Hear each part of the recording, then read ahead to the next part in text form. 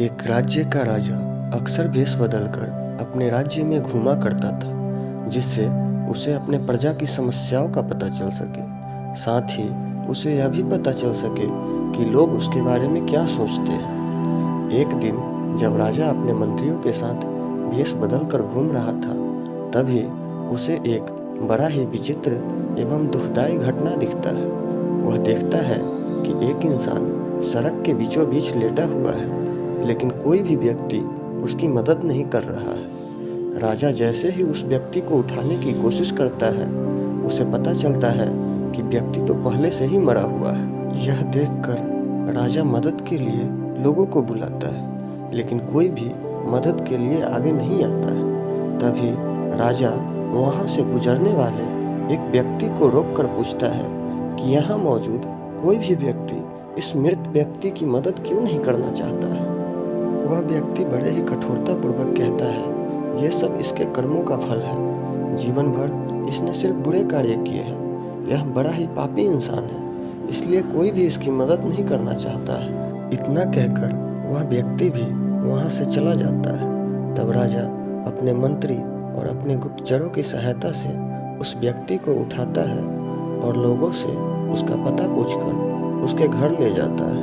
अपने मृत पति को देखकर उसकी पत्नी जोर जोर से रोने चिल्लाने लगती है। राजा कुछ देर तक शांति से यह सब देखता है, लेकिन फिर उसकी पत्नी को उस राहगीर के द्वारा कही गई बातें को बताता है और पूछता है कि सब लोग उसके मृत पति को इतनी नफरत और घृणा की दृष्टि से क्यों देखते हैं। ये सब सुनने के बाद भी वह स्त्री अपने मृत पति को बड़े सम्मान के नज़रों से देखती है और बड़े ही गर्व से कहती है, मेरे पति एक अच्छे और महान व्यक्ति थे। लोगों ने तो बस वही कहा है जो उन्होंने देखा है।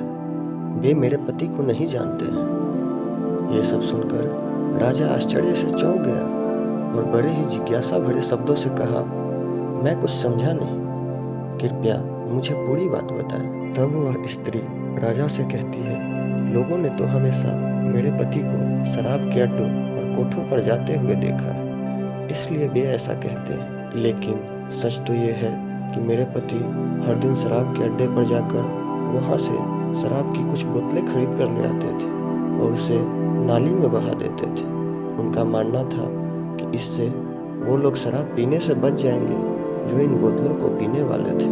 मेरे पति कोठे पर जाकर देह व्यापार करने वाली किसी स्त्री को रात भर के पैसे देकर उसका दरवाजा बंद कर देते थे और फिर घर वापस आ जाते थे। उनका मानना था कि ऐसा करने से वह स्त्री उस रात अपने ऊपर होने वाले अत्याचारों से बच जाएगी और साथ ही कुछ नौजवान गलत कार्य करने से बच जाएंगे। यही कारण है कि लोग मेरे पति से घृणा करते हैं। लेकिन मेरे पति हमेशा कहते थे कि जब उनकी मृत्यु होगी तब स्वयं राजा उनके अर्थी को कंधा देने आएंगे और राजा ही हमारे परिवार की देखभाल करेंगे। ये सुनकर राजा चौंक जाता है और उस स्त्री से कहता है, सचमुच आपके पति बहुत महान व्यक्ति थे और मैं ही इस राज्य का राजा हूँ और आज से आपके पूरी परिवार की देखभाल मैं करूँगा।